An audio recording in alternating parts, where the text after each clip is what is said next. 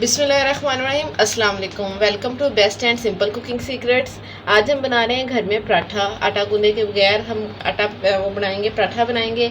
उसके अंदर हम और कोई चीज़ ऐड नहीं करेंगे, यही वाले इंग्रेडिएंट्स ऐड करेंगे और बहुत सिंपल इजी है। आटा गूंदने की ज़रूरत नहीं, पेड़ा बनाने की ज़रूरत नहीं, चकने बेलने किसी चीज़ की ज़रूरत नहीं। चलिए स्टार्ट करते हैं।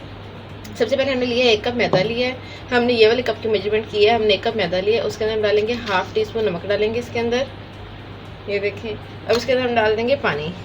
1 कप हमने पानी लिया है, नॉर्मल रूम टेम्परेचर पे पानी लिया है।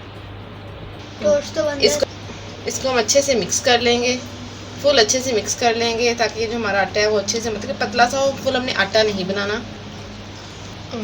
ये देखिए हमारा कितना क्रीमी सा मिक्सचर हुआ है, लेकिन नहीं, हमने थोड़ा इसे और पतला करना है। हम हाफ कप पानी अंदर और ऐड कर देंगे।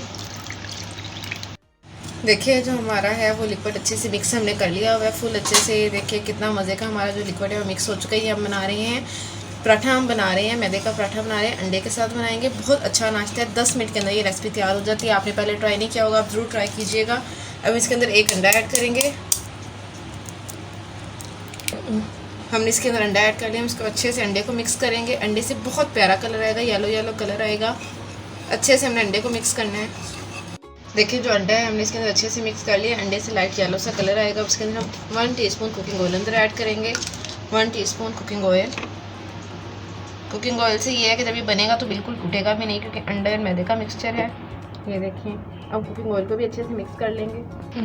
कुकिंग ऑयल अंदर से अच्छे से मिक्स हो गया। अब इसके अंदर हम ये धनिया डाल देंगे, हरा धनिया हम इसके अंदर ऐड करेंगे। हरा धनिया बहुत प्यारे टेक्सचर के लिए, देखें इसका बहुत प्यारा पराठे के ऊपर कलर आएगा।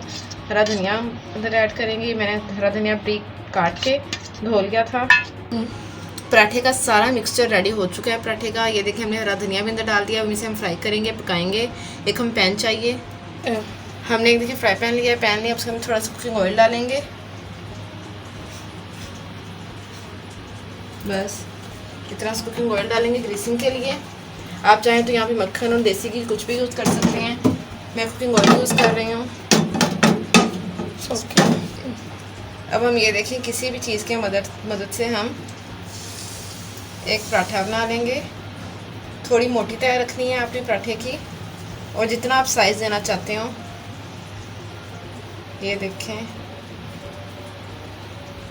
ये साइज़ डन है। अब हम इस पराठे को पकने देंगे अच्छे से, और यहाँ पे हम थोड़ी सी जो आग है वो तेज़ कर देंगे, और 2 से 3 मिनट एक साइड को, जब ऊपर से मटेरियल खुश्क होने लगे तो साइड चेंज करनी है, फिर पराठा बिल्कुल भी टूटेगा नहीं।